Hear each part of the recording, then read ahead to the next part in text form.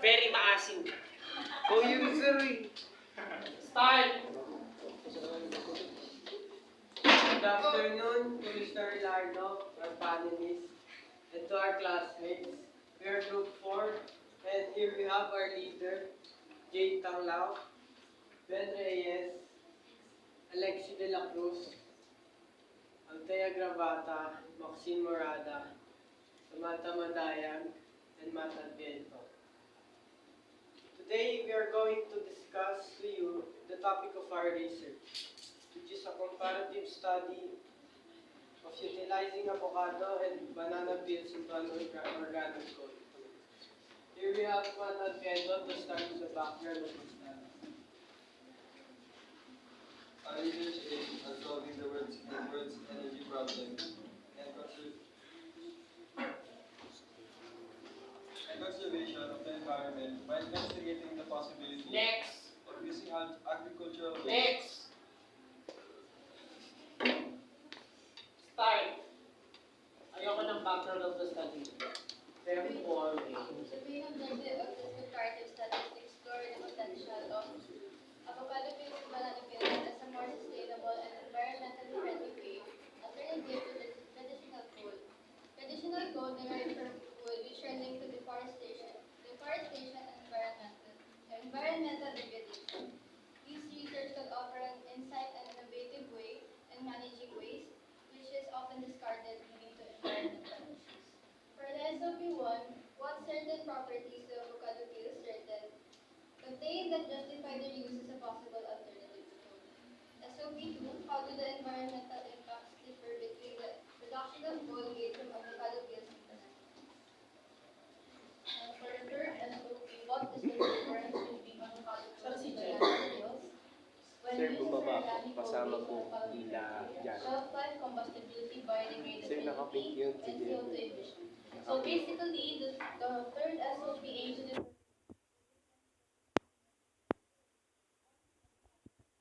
are tested as organic coal. In terms of first, in shelf life. In shelf life, does the effectiveness of the fuels decline or remain constant, depending on how long they are stored? Combustibility, are the fuels capable of catching fire? How easily can it burst into flames?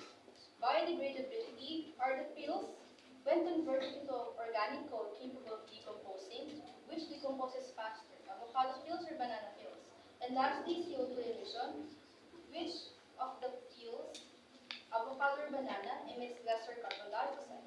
And for the fourth SOP, which is more efficient and effective as an organic coal? So after conducting all the tests based on the third SOP, the data will reveal which of the two performed better on each component.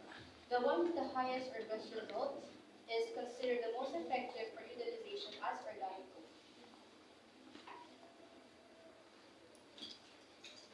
Moving on to the significance of the study, which focuses on the effects of the changes from your usual and normal coal to our environmental friendly coals that is cost effective and waste reducing since it comes from fruit trees.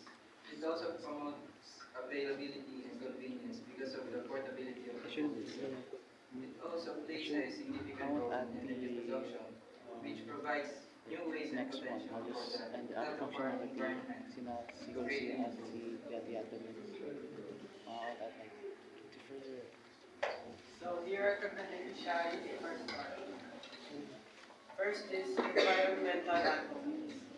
They support the project because it reduces waste, promotes recycling, and aligns with the environmental conservation goals. Next is farmers and agricultural industries.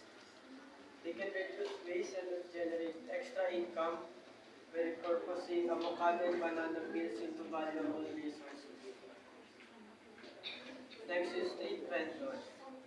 They will benefit from the convenience of using organic food, which makes cooking and grilling easier and more efficient. Fourth is the students. This provides an opportunity for students to study and expand their knowledge of chemical manipulation in natural materials. And last is the future researchers. The study will open new doors for researchers to explore untapped areas, like using fruit byproduct for innovative food. To begin with, coal is typically found in marshes, and its potential effects on respiratory health and environmental conditions are not well recognized. The gases that coal produces that have an impact on both climate and life on Earth are the main focus of this study. The primary components of the coal will be the peels from banana and avocados, and the compositions of the organic coal will be compared to the primary existing coal that's many people use. Our study will mainly focus on comparing which of the peel, avocado or banana, is more suitable to use as an organic coal. The tests that will be conducted will only be limited to its shelf life, combustibility, CO2 emission, and biodegradability.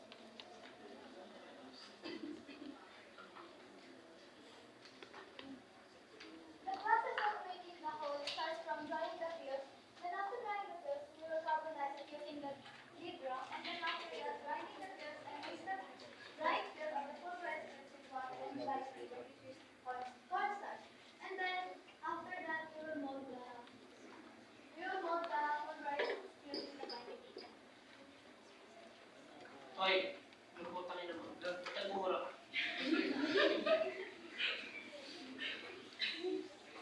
Next. That is all. Aga mo binubulong-bulong mo pa din. Okay. So again, my first question will be, what comes into your mind to choose this topic? What triggers you to choose this topic?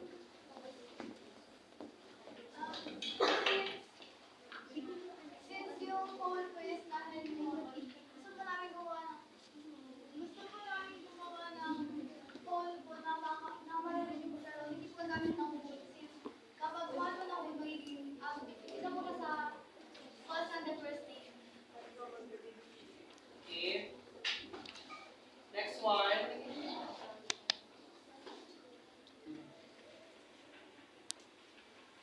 Did you know that your topic is existing na? Check natin sa Google. Sir, yung topic po na nag-exist ko is yung banana mix na po wala pong So it is mixed ba? Mixed ba? What do you mean, pasasamahin nyo yung dalawa? Ikaw ang prepare natin. Yung dalawa. Pero kasi, the avocado coal and banana coal is existing na. So what's new?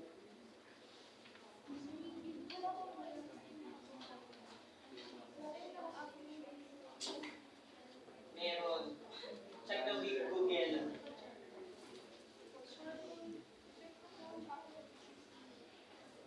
Ano? Charcoal yung existing. When we say organic coal and charcoal, what's the difference between the two? Sorry, sir. What's the difference between a coal and an organic charcoal?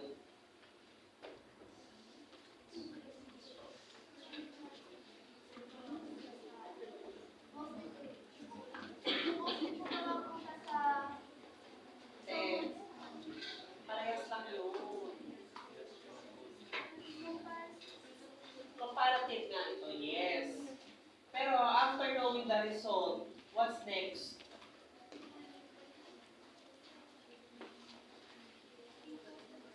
What's next?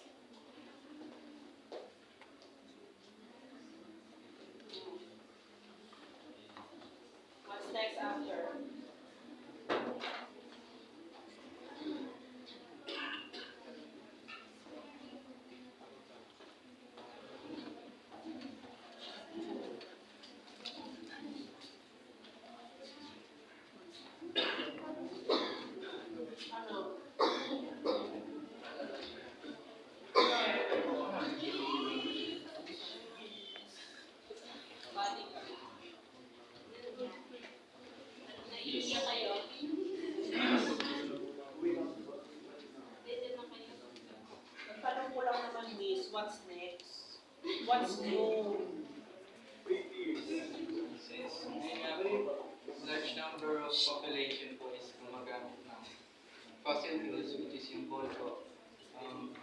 namin is mapalitan yun kasi significant impact po yung paggamit ng ball since mostly made up of carbon siya. And gusto namin siya palitan para po sa convenience po ng ball pa rin, pero tatanggalin po namin yung negative effects. Okay. Applicable ba sa kanila yung machine? Pwede naman yung nasa taas, pero ipapaanak nila yun dun sa may Let's go to your SOP, miss. Kasi meron akong ano dito. Hindi ko naman ng ano. Parang gusto ko papatanggal yung number 2 nila kasi yung number 2 is nakasulat din sa number 3.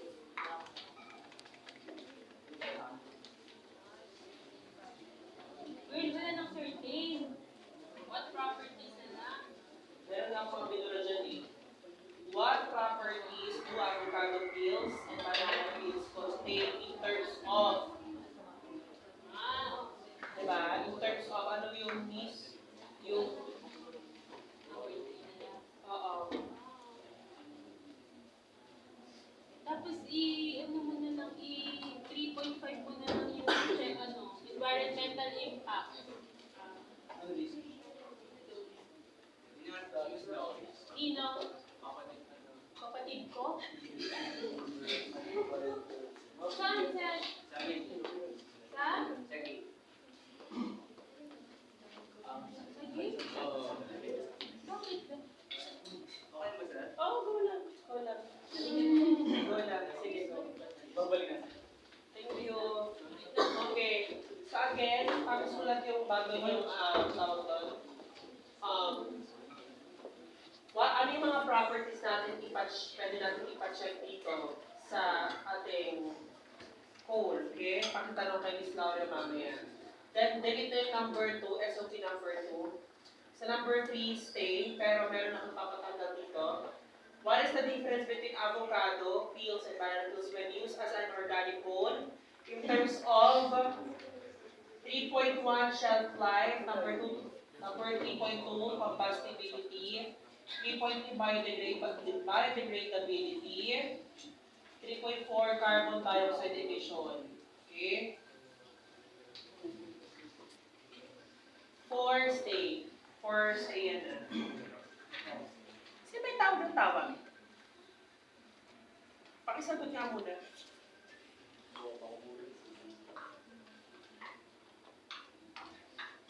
Hindi niya. Sino ba ang smart ngayon?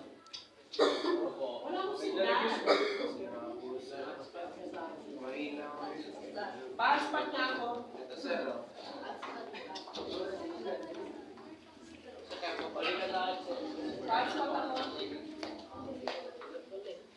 Nagalit ka ba?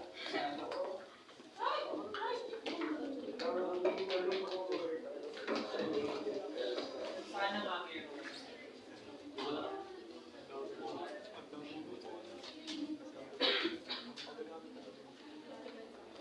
Okay. Wait lang ah.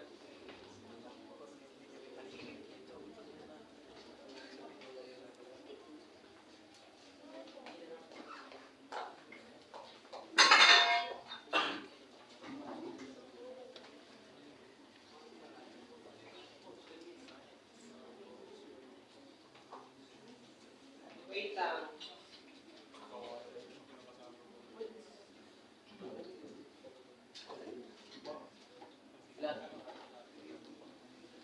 Meron, avocado. Meron. Ano? Wait lang, sir. Briquette, ganun din yun eh. Wait, sir, hindi sinabi yung avocado peels. Saka yung kukuha ng avocado peels. Waste ng market, sir. Waste ng market. Where specifically? Paano kayo kukuha doon? Ang mga binibenta naman sa palengke is the fruit itself. Sir, bukod po yung meron po kasi mga part po ng, meron po mga small na ang ginagawa po nila, binibenta po yung nakahiwa na po sa mismong kalat, meron na po, yung balat po, tinatawag na. Okay. So, bibili nyo yun. Yung iba Do you have, wait lang. May prototype ba kayo?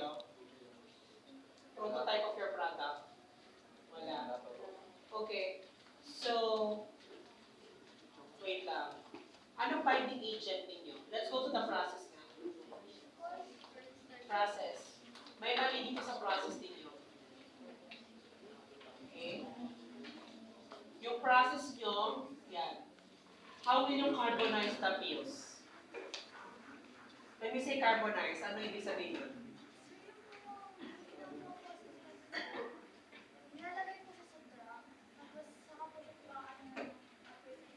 Pausukan. Tapos dudurugin nyo. Anong pinagkaiba ng grind the pills dito sa pulverize? Oh. Sir, ang ano po dito, mix na po yung na-pulverize na pills sa water by the agent. So after po i-grind yung pills, mix na po siya sa water by the agent. Okay. Sige, thank you. Walang pangalan. Dito.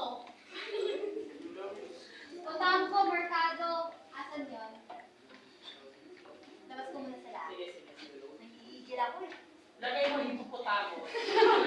Isang T-Rex. Puntahan ko, Mercado, labas. Doon po ang pangalan. Isang process may mali dyan. Kasi, after carbonizing, what's next? Grinding the pills. Parang may mali, may kulang. Paano nyo patutuyuin itong mga pills na to? Sir. Di ba po, nakapatuloy na po na sa ano? Saan? Nakapatuloy na po yung pills.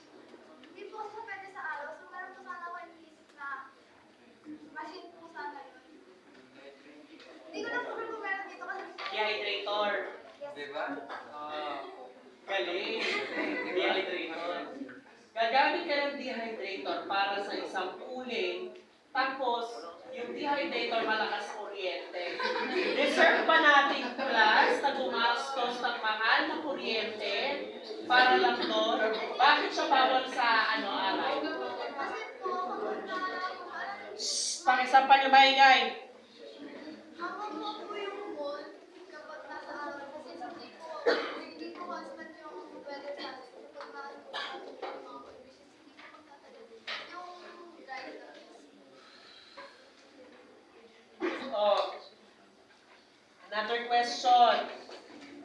Mga kapatid, practical bang gawin to? Kaya na sumagot.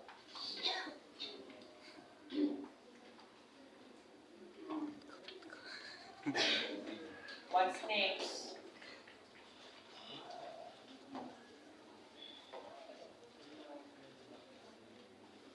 Paano ba to? So, pag nakahanap po kami ng alternative na pag-way, na way ng pag-dry ng pills, Okay.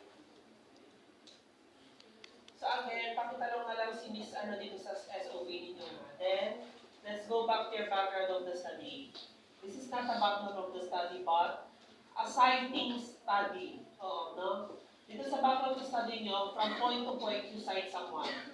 I don't care about the citations, but in the first paragraph, you must create your own paragraph indicating the background of the title. Okay? Dito, first paragraph agad. Global Energy, according to the Natural Resource Development Corporation 2024. Sunod dito, create the first paragraph discussing your problem. Walang i-delete, but you need to create. Okay? So, pinasabi ko na. The significance of the study. Sino ba ang makikinabang sa mga kuling na yan sa tingin nyo? It is the environmental advocates, yes. Sila lang ba? State vendors, yes. Sila lang ba? Sino pa yung mga lagi-lagi iyaw sa tingin ninyo? Actually po yung mga hindi maka-afford ng gas. Okay, mga hindi maka-afford ng gas, isulat nyo yan. Isulat nyo. Significance of the study, add yung mga hindi nakaka-afford nyo. Next one, sino pa yung mga lagi gumagamit ng uli? Sino pa? Ako, fanatic ako, yung mga nag-ihaw-ihaw dyan, no? Ayan, no? Saan?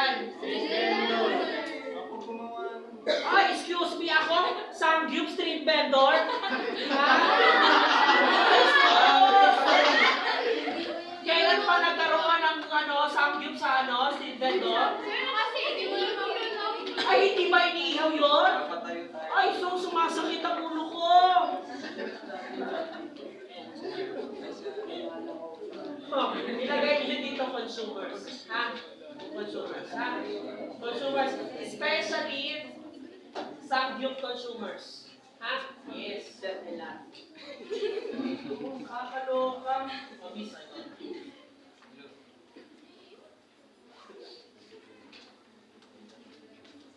Kakaloka. Pabili po na isang bulgogi. Lagi na ako niya. Papatayo kami ng stress idea, sir. Masama namin yun, sir. Thank you, ah. Paglabas mo yan, sir. Ang kanyang lakas at ba't na ito papalagay? Business idea. Ulo ko yan sa mga tao.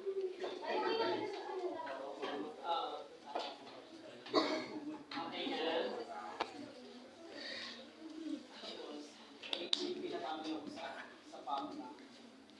And to the researchers regularly positive market and the insurance videos.